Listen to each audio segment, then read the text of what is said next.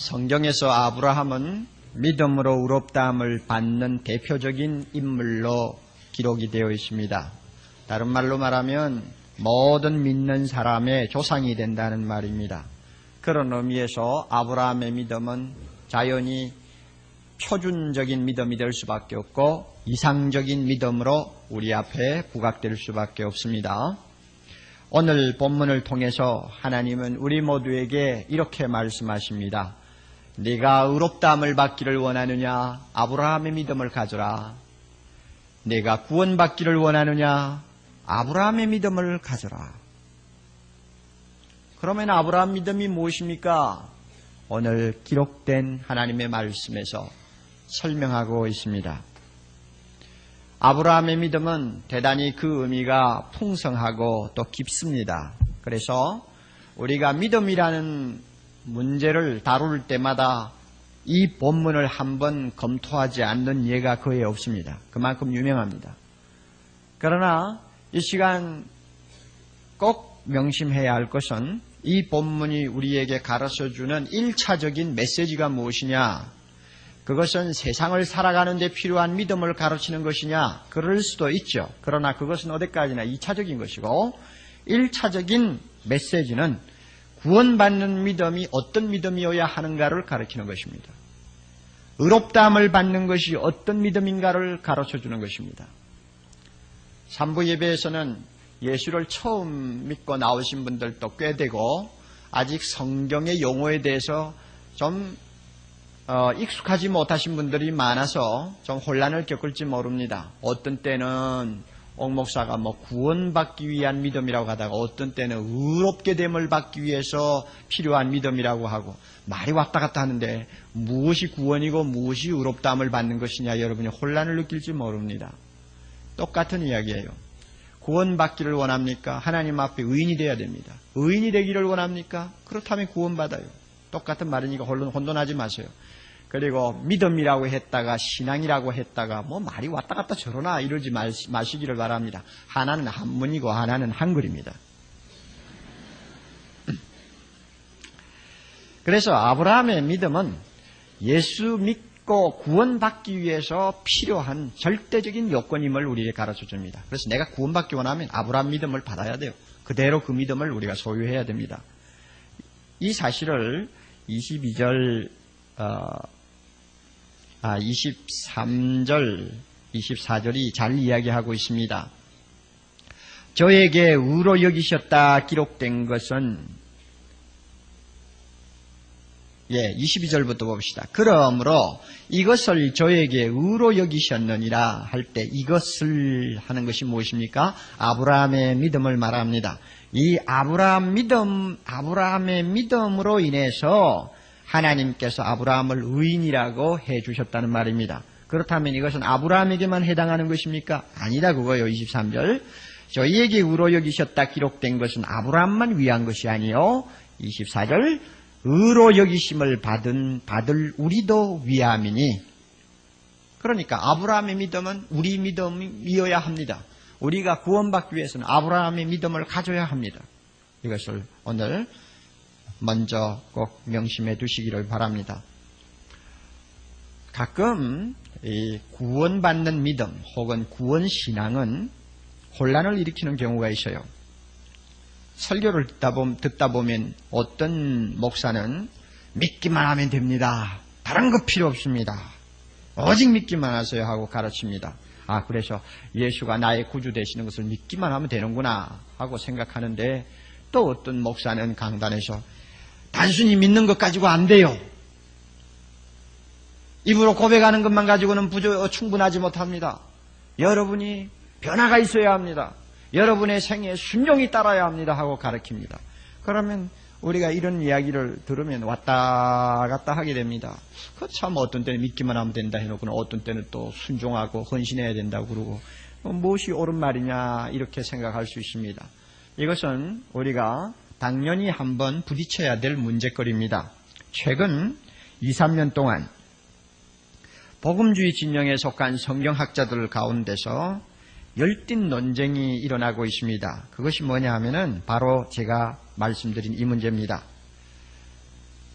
어떤 목사님은 믿음은 단순하다. 그러므로 이것저것 붙이지 말라. 이렇게 가르칩니다. 그런데 또 다른 목사는 그런 믿음 가지고는 구원 못 얻는다 하고 가르칩니다. 대표적인 예를 든다면은 제인 핫지스라고 하는 달라스 신학교 교수는 요한복음 6장 47절의 말씀을 인용하면서 거기 뭐라고 했나요? 진실로 진실로 너에게 이르노니 믿는 자는 영생을 가졌나니 이럴 때 믿는 자는 하는 것은 남녀노소 빈부 귀천 식자 무식자 막론하고 누구나 이해할 수 있는 단순한 믿음을 이야기하는 것이다. 그러므로 누구나 이해하고 그저 믿기만 하면 되는 이 단순한 믿음을 가지고 너무 복잡하게 만들지 말라. 이렇게 주장을 합니다. 여기에 반해서 존 메가더 목사는 마태복음 7장 21절 같은 말씀을 들고 나와서 그렇게 말할 수 없다고 또 반박합니다. 거기에 보면 나더러 주여 주여 하는 자마다 다 천국에 들어갈 것이 아니요. 다만 하늘에 계신 내 아버지의 뜻대로 행하는 자라야 들어가리라 그랬다. 그러므로 단순히 입으로만 믿는다 하는 거 그거 어떻게 신종하느냐. 그 사람에게 그 믿는다고 고백하는 다음에 일어나는 변화라든지 회개라든지 순종이라든지 전적으로 위탁하는 삶을 보아야 그 믿음이 구원받는지 안 받는지 알지 입으로 믿는다는 단순한 믿음가 되느냐 하고 이제 반박합니다. 그러면 중간에 끼어가지고 우리는 어느 말이 옳지 하고 왔다 갔다 합니다. 둘 다 옳아요, 둘 다. 이것은 틀렸다 안 틀렸다를 논하는 문제가 아닙니다. 성경을 보면 이렇게 양쪽에 대해서 상당히 우리가 주의를 해야 된다고 하는 사실을 충분히 발견할 수가 있습니다.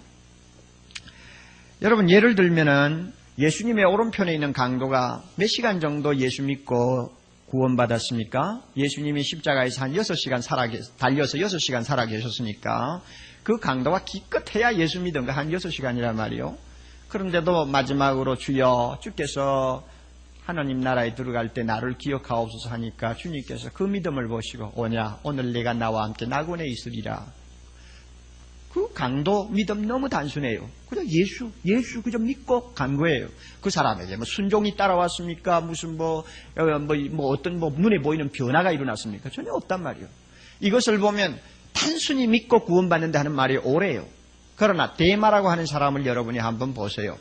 예수 믿고 가슴이 뜨거워가지고 사도 바울이 선교 나가는데 막 따라다녔잖아요. 나중에는 감옥에까지 갔다고요. 그렇게 따라다니면서 선교하는 사람 보고 누가 저 사람 믿음 엉터리라고 말을 하겠어요. 그런데 그만 중간에 탈락했어요. 타락했단 말이에요. 그래서 성경에 보면 세상을 사랑하다가 세상으로 빠졌다고 그랬어요. 세상으로 돌아가 버렸어요. 그러면 이 사람 문제가 있지 않느냐? 문제가 있어요. 입만 가지고 예수 믿는다고 고백한 거 도무지 믿을 수 없는 믿음이었다는 거 우리가 알아요. 이럴 경우에는 그 믿음에 순종이 따라와야 되고 진정한 회개가 따라와야 되고 주님께 전적으로 위탁하는 제자의 삶이 따라와야 그 믿음은 구원받는다. 이렇게 말할 수밖에 없습니다. 그러니까 오늘 우리는 아브라함의 믿음을 통해서 믿음을 지나치게 단순화시키는 극단이라든지 또 복잡화시키는 극단을 우리는 피해야 한다는 것을 알아야 합니다. 아브라함은 이런 면에서 구원받는 참 믿음의 본질이 무엇인가를 우리에게 깨우쳐주는 귀한 진리라고 생각합니다. 첫째로 아브라함의 믿음은 바랄 수 없는 중에 바라고 믿는 것을 의미했습니다. 18절에 나오죠. 아브라함이 바랄 수 없는 중에 바라고 믿었으니. 여러분 이 말을 어떻게 받아들이세요? 아마 좀 더 실감이 나는 말로 바꾸면 희망이 전혀 보이지 않는데도 믿었다 하는 말이겠죠. 좀 인간적인 표현을 한다면 믿어서는 안 될 것을 믿었다는 이야기겠죠. 믿어서는 안 될 것을 믿었어요. 저는 18절과 19절을 동시대에 같은 상황을 놓고 이야기하는 말씀이라고 보지 않습니다. 19절은 아브라함이 100세나 되어 했으니까 이미 100세 때 이야기를 하는 거고 19절, 20절 이하는 18절은 제가 볼 때에 한 20년 정도 거슬러 올라가서 아브라함이 한 80세 전후가 되었을 때의 상황을 말씀하는 것으로 봅니다. 왜냐하면 그때에 아브라함은 바랄 수 없는 중에 바라고 믿어가지고 내 후손이 이 같으리라 하신 말씀대로 많은 민족의 조상이 되었거든요. 그때에. 이것이 창세기 15장에 기록되어 있습니다.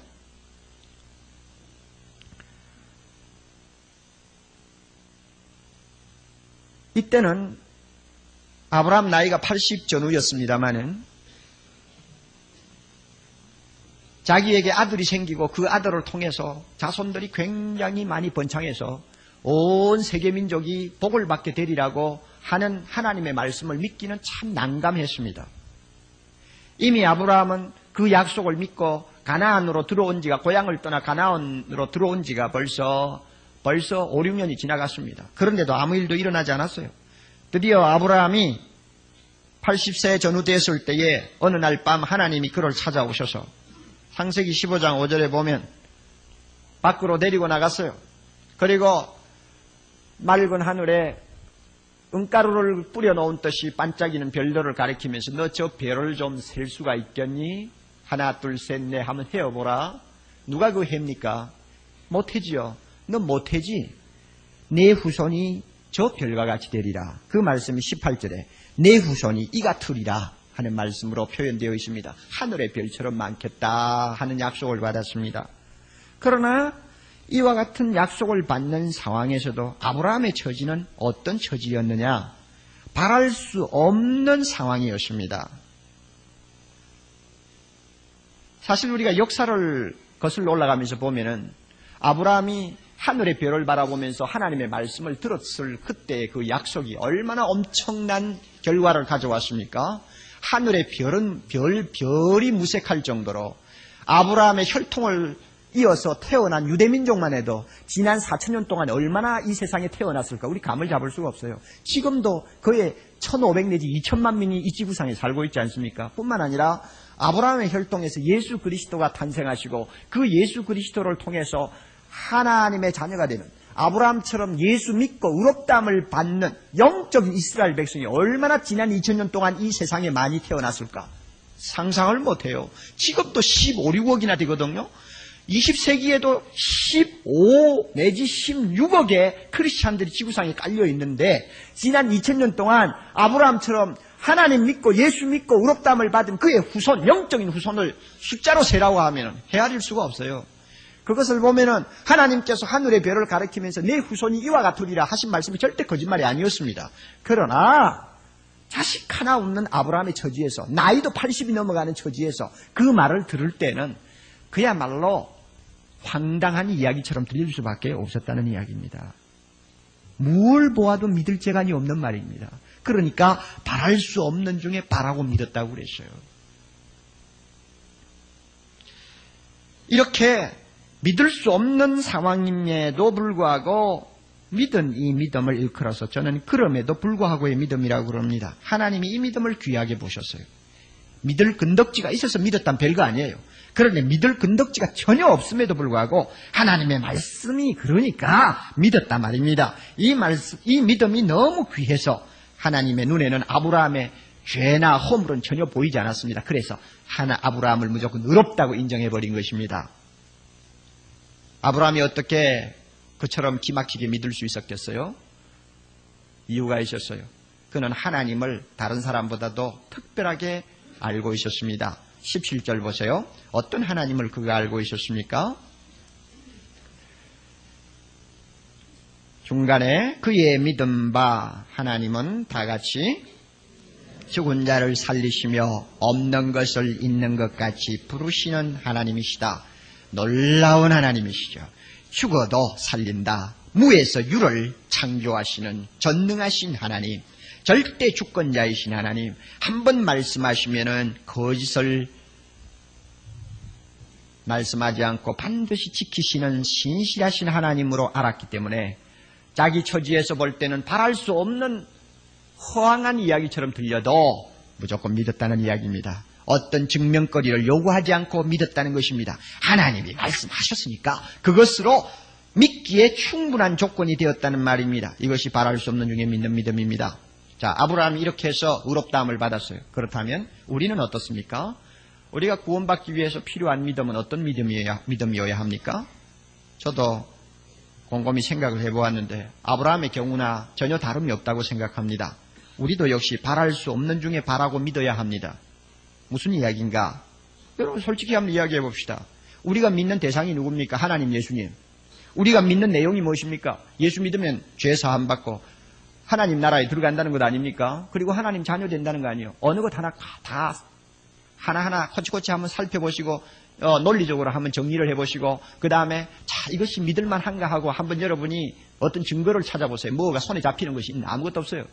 하나님 본 일이 있어요? 예수님 본 일이 있어요? 예수님이 십자가에 못 박힌 거 여러분이 옆에서 현장에서 있었나요? 그가 부활하신 것을 여러분이 눈으로 목격했나요? 전혀 아무것도 없어요. 우리가 믿는 거 그렇게 단순한 거 아니에요. 하나님 하지만은 이 자리에 계시는 하나님 우리가 눈으로 보나요? 손으로 만지나요? 아무것도 없어요. 그런데도 믿어야 구원받는단 말이에요. 그러니까 그 믿음이 인간 편에서 볼 때는 바랄 수 없는, 믿을 수 없는 걸 믿는 거예요. 한마디로 이야기해서. 그게 우리 믿음입니다. 그래서 히브리서 11장 19절 저자는 그렇게 말씀했죠. 11장 1절 뭐라고 말했나요? 믿음은 바라는 것들이 뭐요? 실상이요. 보지 못하는 것들의 증거는. 이 말을 합해서 이야기할까요? 보지 못하는 것을 바라는 것이 믿음이란 말입니다. 그러면 보지 못하는 것을 어떻게 바랄 수가 있느냐? 그것이 있다고 어떻게 증명할 수 있느냐? 대답은 네가 믿는 거 보니까 증명하겠다 그 이야기입니다. 다른 거 아무것도 없어요. 내가 하나님이 계신다는 거 어떻게 믿느냐? 어떻게 아느냐? 내가 믿으니까 알지 않나? 이 말이에요. 이 본문이 결국 따지고 보면. 그러니까 우리 역시 바랄 수 없는 것을 바라는 믿음을 가져야만이 예수 믿을 수 있지. 어떤 기대를 걸 만한 증명거리가 있어서 믿는 것 아니라 그 말입니다. 여러분 24절로 넘어갑시다. 중간에 24절 중간에 곧 예수 우리 주를 죽은 자 가운데서 살리신 이를 믿는 자니라. 우리도 믿어야 되는데 무엇을 믿어야 되느냐? 예수님을 죽음에서 일으키신 하나님을 믿어야 된단 말입니다. 그러면 자 예수도 믿어야 되죠. 예수가 죽었다는 것도 믿어야 되죠. 예수가 살았다는 것도 믿어야 되죠. 그 예수님이 살아나실 수 있는 것은 하나님이 살렸다는 것도 믿어야 되죠. 다 믿어야 된단 말이에요. 그런데 우리가 무슨 재주로 믿습니까? 더욱 25절로 봅니다. 예수는 다 같이 우리 범죄함을 위하여 내어줌이 되고 또한 우리를 의롭다 하심을 위하여 살아나셨느니라. 여러분이 예수님이 십자가에서 죽었다는 사실을 긍정할 수는 있을지 모릅니다만 그 죽음이 바로 나 죄 때문에 죽었다는 사실을 무슨 재주로 믿어요? 그가 부활했다는 사실을 우리가 그저 받아들일 수 있을지 모릅니다. 그러나 그가 부활하심으로 내가 의롭다함을 받았다는 사실을 무슨 재주로 여러분이 확인할 수 있습니까? 더욱이 온 세상에 있는 사람들이 다 죄인이요. 하나님 앞에 심판을 받을 수밖에 없는 저주의 대상들입니다. 그런데 아무것도 무엇인가 들고 나갈 만한 공로 없이 오직 예수 믿는다는 것 때문에 우리가 의롭다함을 받는다고 우리는 배웠는데 여러분 그것을 어떻게 믿을 수 있습니까? 황당한 이야기처럼 안 들려요? 이런 의미에서 우리가 구원받기 위해서 믿는 대상이나 우리가 구원받기 위해서 받아들여야 되는 복음 내용 자체는 인간 편에서 볼 때 바랄 수 없는 것을 바라는 것과 다름이 없습니다. 우리가 이 사실을 알아야 돼요.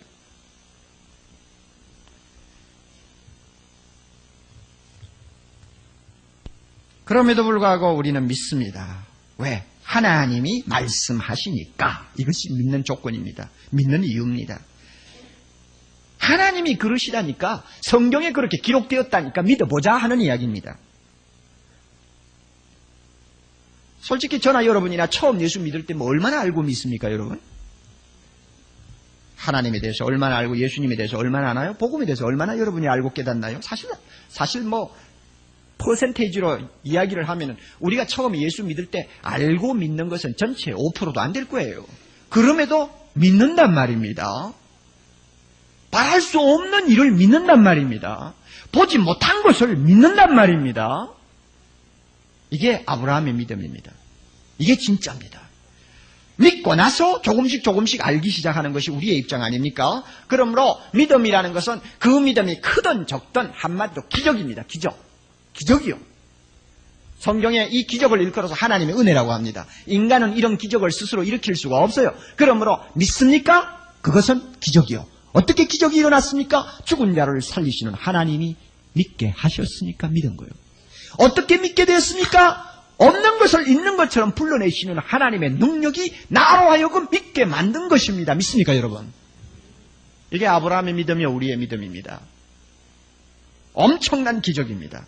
따라서 여러분의 믿음이 비록 매우 나약해 보인다 할지라도 그 믿음을 가소평가하지 마세요. 내가 예수를 믿는 것이 확실한 이상 믿음이 작아도 그것은 기적입니다. 왜? 바랄 수 없는 것을 바라고 있으니까 기적이죠.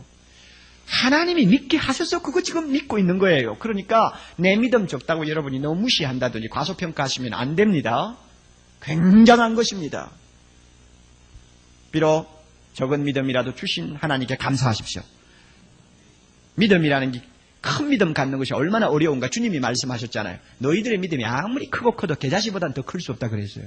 겨자씨보다 더 못 큰다. 여러분 겨자씨 보셨어요? 성지 순례를 하고 오신 분이 주워서 저는 보았는데 겨자씨가 얼마나 작은지 몰라요. 아마 지금처럼 돋보기를 써야 보는 입장 같으면 처음에 잘 안 보일지 몰라요. 그렇게 작아요.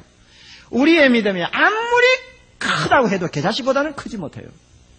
그러니까 내가 갖고 있는 이 작은 믿음, 눈에 보일까 말까 하는 이 믿음이라도 바랄 수 없는 것을 바라는 믿음이니까 이것이야말로 귀한 것이요, 기적이요, 하나님의 은혜다. 그러므로 이 믿음 고이 간직하는 것 중요합니다. 이 믿음 주신 하나님께 감사합시다. 얼마나 고마운지 몰라요.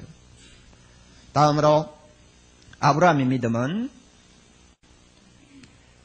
20절의 내용을 그대로 인용합니다. 약속하신 그것을 또한 능히 이루실 줄을 확신하는 자리까지 발전하는 것을 의미했습니다. 짧게 말하면 확신하는 자리까지 발전하는 믿음이었다 그 말입니다. 구원받는 믿음은 반드시 성장합니다. 반드시 발전합니다. 아브라함은 이제 19절 넘어와서 나이가 100세가 되었습니다. 정확하게 말하면 99세입니다. 아브라함이 참 바랄 수 없는 중에 바라고 믿었기 때문에 하나님으로부터 의롭다함을 받은 지도 이미 세월이 20여 년이 흘렀어요. 그런데 세월이 한 20여 년 흘렀는데 상황이 더 좋아졌느냐? 더 캄캄해졌습니다. 처음에 80살 먹었을 때는 그래도 하고 기대를 좀 가질만 했는데 100세가 되고 아내가 90세가 되어버렸으니 자식을 낳을 가능성은 완전히 없어졌습니다. 그러니까 완전 절망이에요. 그래 19절 이 완전 절망을 뭐라고 표현합니까? 100세나 되어 자기 몸에 뭐라고 그래요? 죽은 것 같다. 자기 몸이 죽은 것 같다. 그 다음에 사라의 태가 어떻게 돼서 죽은 것 같다. 이 완전 절망을 이야기합니다. 도무지 이제는 하나님 말씀대로 내 후손이 하늘의 별처럼 많으리라. 도무지 그 일이 일어날 가능성이 없습니다. 완전 절망이에요. 그런데 참 재밌는 것이 여러분, 인간 편에서 볼 때는 완전 절망이죠. 이거야 과학적이요, 합리적이요, 이거야 논리적입니다. 아무도 이거는 부인 못합니다. 그런데 창세기를 읽다가 보면 막 웃음이 나오는 데가 있어요. 어디냐 하면은 아브라함이 나중에 100살에 자기 아들 이삭을 낳았지 않습니까? 낳고 나서 그 다음에 37년이 지났어요. 그런데 아내 사라가 죽었습니다. 죽고 나니까 옛날이나 지금이나 부인이 죽고 나니까 남자는 어떻게 합니까? 어떻게 해요? 남자들 대답하세요. 어떻게 합니까? 가요. 어디로 가요? 또 장가 간다 그 말이에요. 아브라함도 나이가 137세가 했는데 또 재혼을 하네요. 재혼을 했는데 세상에 100살에 자기 몸을 가지고 죽은 것 같다고 능청을 떨던 영감이 재혼을 하고 나서 아들을 6명이나 낳았단 말이에요. 이것 보면 하나님의 그 능력과 지혜는 놀라운 것입니다. 100살 때 불가능하고 완전 절망처럼 보였지만 하나님이 하신다 하면은 140살이 돼도 애를 낳게 만드셨다고 말이에요. 그거 여러분 알아야죠. 그러나 일단 100살이 되었을 때 아브라함의 상황은 기대할 만한 것이 아무것도 없었습니다. 저는 하나님이 참 대단하시다고 생각해요. 왜 그런가 하면 아니, 아브라함이 바랄 수 없는 중에 바랄 만큼 좋은 믿음을 가진 걸 보시고 그를 의롭다고 인정하셨으면 한 1년이나 2년 사이에 애를 하나 주어야 되지 않겠어요? 옥동자를 좀 낳도록 하면 얼마나 좋겠어? 아이, 그거 그 당시에 그 주변에 살던 가난한 남자 여자들은 막 장가 갔다 하면은 막 쑥쑥 낳는 판인데, 뭐 애 낳는 게 뭐 우리 어려워요? 그 하나 주면 어떻겠느냐 그 말입니다. 개돼지도 낳으려면 대여섯 마리씩 낳는데, 그거 못할 거 뭐 있어요? 그런데 하나님이 20년이 지나가도록 안 준다고 말입니다. 참 이거 보면 어떤 면에서는 하나님을 이해하기가 어려워요.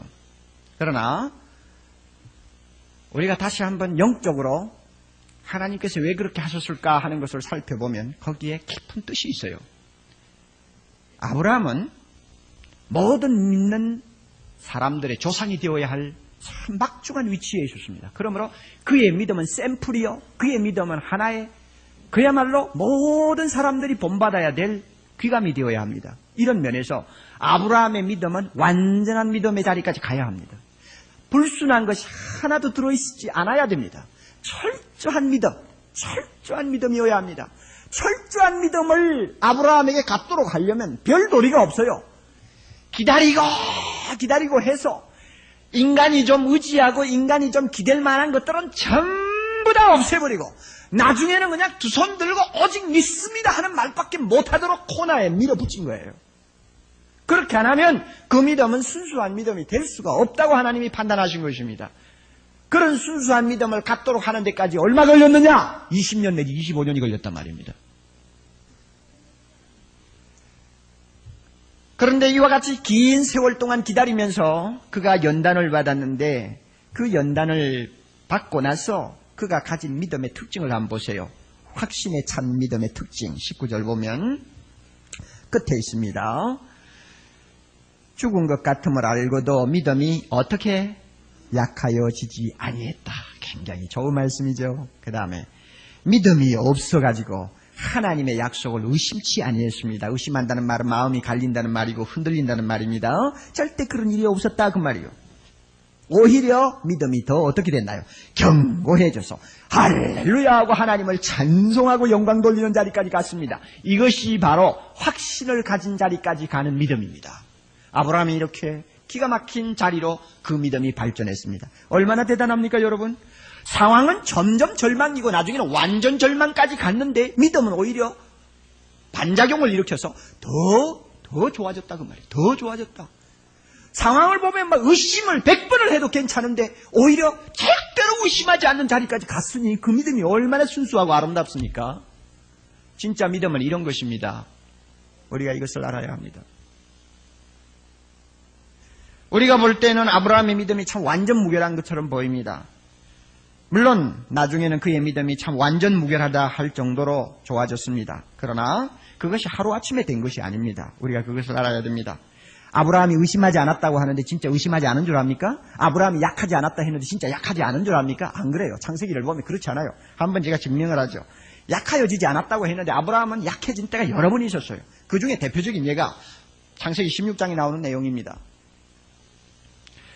하나님이 아브라함을 데리고 밤하늘을 가리키면서 네 자손이 하늘의 별처럼 이렇게 되리라 하고 나서 한 1년, 2년이 지났는데도 소식이 전혀 없어요. 없으니까 누가 안달이 납니까? 남자가 나겠어? 여자가 나겠어? 여자 쪽이 더 안달을 하는 거예요. 애만 못 나오면 여자 쪽이 더 안달하지 않습니까? 어느 날 저녁에 사라가 옆에 있는 영감 옷자락을 잡아 당기면서 여보, 물론 여보라고 안 했겠죠. 그러나 여보, 뭐든지 믿음이 좋아지는 것도 가장 가까운 사람의 영향을 받게 돼 있고 믿음이 약해지는 것도 가장 가까운 사람의 영향을 받게 되어 있습니다. 그날 밤에는 불행하게도 믿음이 아주 약해져 버린 자기 부인 때문에 아브라함이 영향을 받게 되었습니다. 그래서 그의 믿음도 같이 떨어져요. 여보, 하늘의 별처럼 많아진다는 말을 했는데 그게 뭐요? 1, 2년이 지나도 아무 일도 없잖아요. 이러다가는 정말 집안에 씨가 마르겠어요. 좀 어떤 대책을 좀 세워봅시다. 멍청하게 있지 말고요. 누가 나오면 어때요? 당신 아이면 되지 않소? 그러니까 내 밑에 하녀가 있으니까 하갈이라는 하녀, 당신이 첩으로 좀 취해서 자식을 하나 낳읍시다. 이렇게 믿음 없는 소리를 부인이 하니까 창세기 16장 2절에 아브라함이 귀를 막았더라. 그랬습니까? 뭐라 그랬어요? 아브라함이 들으니라 그랬단 말이에요. 들으니라. 그 말이 무슨 말이냐? 참 묘한 말이에요. 들으니라. 여자 말이 기가 같다 그 말이에요. 그럼 뭐요? 아브라함의 믿음이 굉장히 약해서 흔들렸다는 이야기입니다. 그래가지고 팔자에도 없는 첩을 하나 얻었네. 나중에 이스마엘이 태어나지 않습니까? 그래서 이스마엘의 존재가 뭐냐? 아브라함의 믿음이 굉장히 약해졌을 때의 선물입니다. 그럼에도 불구하고 하나님이 아브라함의 믿음이 약해지지 않았대.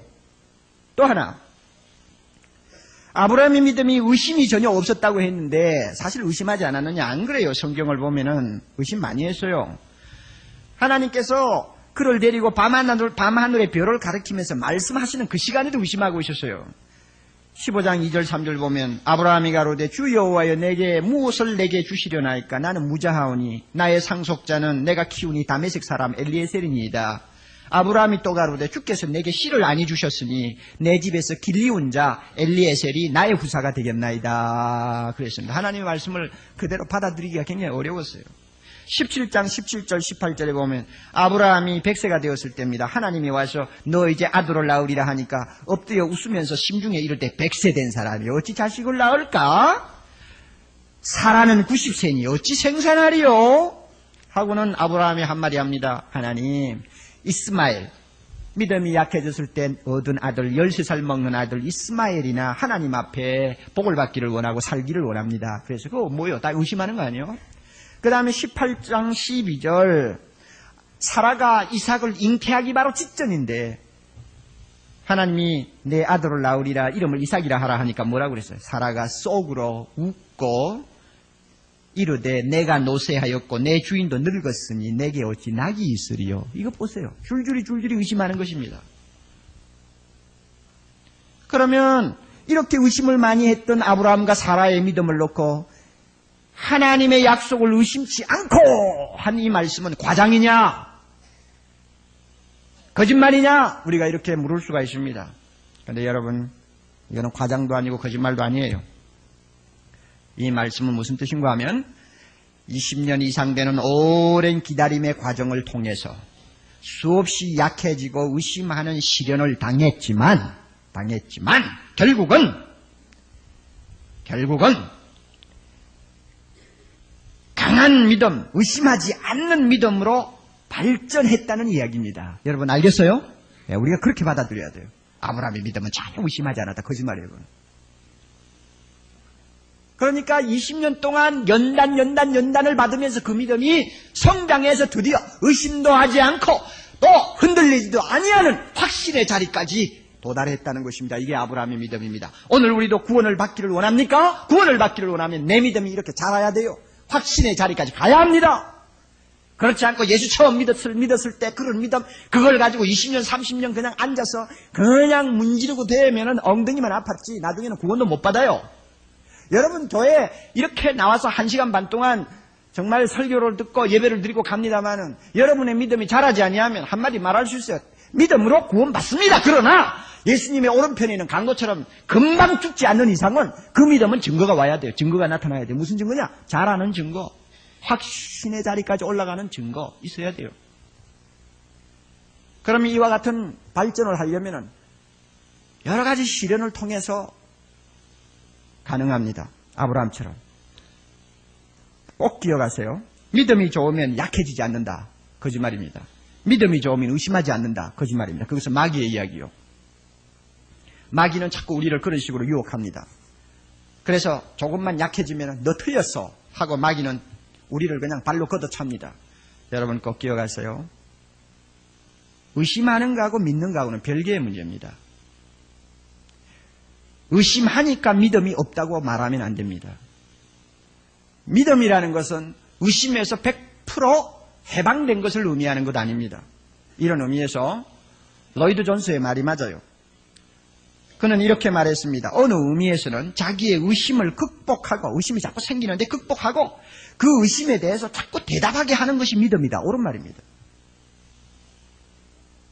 그래서 여기에서 진짜 믿음과 가짜 믿음이 구별이 돼요. 똑같은 햇살을 받아도 지늙은 그 햇살 아래에서 굳어지고 왁스는 녹아내립니다. 똑같은 믿음이지만은 의심이나 약해지는 여러 가지 시련을 당하는 과정에서 진짜 믿음은 점점 더 강해지고 확신의 자리로 발전하지만 가짜 믿음은 왁스처럼 녹아내립니다. 여러분 어디 물어봅시다. 예수 믿으면 모든 죄 용서받습니까? 안 받습니까? 자, 대답하십시오. 대답 안 하면 내가 오늘 설교 안 끝내요. 자, 용서받았습니까? 안 받았습니까? 할렐루야. 자, 그러면 또 하나 물읍시다. 여러분, 내가 모든 죄 용서받았다는 거 한 번도 의심하지 않지요? 아멘. 제가 언젠가 이야기했어요. 20년 전 이야기입니다만은 제가 주일학교를 어느 교회에서 지도하고 있을 때 그 주일학교 교사 중에서 너무 참한 여교사가 하나 있었죠. 제일 열심히고 제일 은사도 좋고 너무 좋았어요. 어느 날 저녁에 갑자기 노래가지고 찾아와서는 전도사님 정말 야단났어요. 제가 혼자서 도무지 문제를 해결할 수 없어서 찾아왔는데 전도사님 말씀 좀 해주세요. 얼굴을 보니 너무 심각해요. 그래, 뭐요? 무슨 일이요? 하고 내가 이제 성급하게 물었죠. 그랬더니 한참 입을 열지 못하고 있다가 하는 말이 3일 후면은 제가 선을 보게 돼요. 그런데 전도사님, 제 과거 모르시죠? 무슨 과거요? 저는 과거가 있어요. 아버지가 사업하시다가 부도가 났어요. 그게 고등학교 3학년 때지요. 너무 낙심을 해가지고 집을 뛰쳐나갔어요. 그래가지고 못된 남자에게 걸려가지고 동거 생활을 한 반년 했거든요. 그러다가 참 이것이 잘못되었다는 것을 깨닫고 예수 믿고 그때 예수 믿고 돌아왔어요. 그것이 벌써 5, 6년 지나간 이야기입니다만 저는 그동안 예수 믿으면서 내가 과거에 무슨 허물을 갖고 있었던 무슨 죄를 지었던 간에 예수 믿으면 모든 죄를 용서받는다는 사실 앞에 항상 감사하고 나는 용서받았다는 확신을 갖고 있었어요. 그러나 선을 내일 모레 본다 생각하니 내가 용서받은 것이 아닌 것 같아요. 너무 괴로워요. 전도사님 선을 볼까요 말까요? 어떻게 하면 좋겠어요? 결혼할 수 있어요 없어요? 이러는데 내가 그걸 어떻게 알아? 같이 놀래가지고 말이죠. 같이 놀래가지고. 대답이 나와야지. 참, 이 30대 초반의 전도사 꼴 참 여러분 형편없다는 거 기억하실 거예요. 이거 도무지 대답을 못하겠어. 그래서 오늘 저녁에 교회에서 철야하라고, 철야하고 기다리면은 내가 내일 아침 일찍이 저 상도동에 계시는 우리 신학교 교수님에게 찾아가서 한번 물어보고 대답할게. 그러니까 새벽에 택시 타고 상도동까지 갔다고요. 저 불광동에서 상도동까지 가가지고는 교수를 찾아가서 그 말을 했더니 이 교수 또 걸작이에요. 너는 어떻게 생각하냐? 참사람. 그러니까 전부 다 예수 믿으면 뭐든지 용서받는다고 강단에서 요란하게 외치고 가르치고 자신있게 말을 해놓고는 실제적인 문제에 딱 부딪히니까 언제 그랬구나 하는 식이 된다 말이야. 그래서 그 교수하고 둘이서 한참 고민하다가 결국 결론이 뭐냐. 아무리 더러운 과거, 나쁜 과거를 가졌다 할지라도 하나님이 용서하셨으면 용서받은 거야. 그러니까 선 봐도 돼, 결혼해도 돼 하는 결론을 얻었습니다. 그래서 택시 타고 뛰어와가지고는 교회에서 노래가지고 앉아있는 처녀를 불러가지고 우리 교수님이 그러시는데 결혼해도 된대. 그러니까 안심하고 가서 선 보고 마음에 들면 결혼하라고. 그러나 남자 보고 과거 이야기는 하지 마.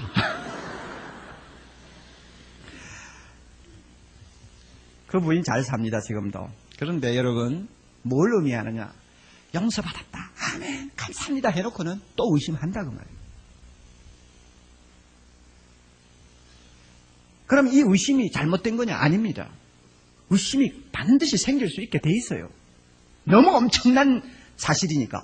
아무것도 한 것도 없는데 용서받았다니까 너무 엄청난 일아니요. 그러니까 의심이 들어옵니다. 그러나 분명히 알아두세요. 이 의심이 무엇을 우리에게 가져다 주느냐. 이 의심을 통해서 우리 믿음이 자란다 그 말이에요. 자라요. 의심과 싸우다가 보면 나중에는 의심하지 않는 자리까지 가는 것입니다. 믿습니까 여러분? 끝으로 제가 한 가지 간단히 정리합니다. 그러면 아브라함이 이렇게 약해지는 시련도 많았고 의심하는 고통도 많았으면서도 어떻게 나중에 그처럼 아름다운 믿음의 자리까지 갈 수 있었느냐? 자기가 무슨 능력이 있었느냐? 아니면 자기가 막 악을 쓰고 노력해서 그러느냐? 그렇지 않습니다. 아브라함의 생애를 보면요, 아브라함이 의심하고 괴로워할 때마다 누가 찾아왔는지 압니까? 누가 찾아왔어요? 하나님이 찾아오셨어요. 아브라함의 믿음이 땅바닥에까지 떨어질 때 하나님이 꼭 찾아오세요. 그래가지고는 아브라함에게 다시 내 자손이 저렇게 많으리라 하는 것을 확인시켜 주시고, 또 아브라함과 사라에게 용기를 주시고 힘을 주시는 것을 봅니다. 그리고 아브라함이 의심하고 약해지는 것을 나무란 일이 전혀 없습니다. 나무라지를 않으세요. 이것 보면 우리가 의심하지 않고 그 다음에 확고한 믿음의 자리까지 가는 데는 우리를 도와주시는 하나님의 은혜가 따라오지 아니하면 불가능합니다. 그래서 여러분 성경 보세요. 그 20절 중간에 보면 의심치 않고 그 다음에 믿음에 그 다음에 뭐라고 그랬습니까? 견고하여져서, 이 말이 능동형이 아니고 수동형입니다. 내가 견고한 것이 아니고 견고해지도록 도움을 받았다 그 말입니다. 그 다음에 또 하나 있어요. 21절 끝에 가서 보세요.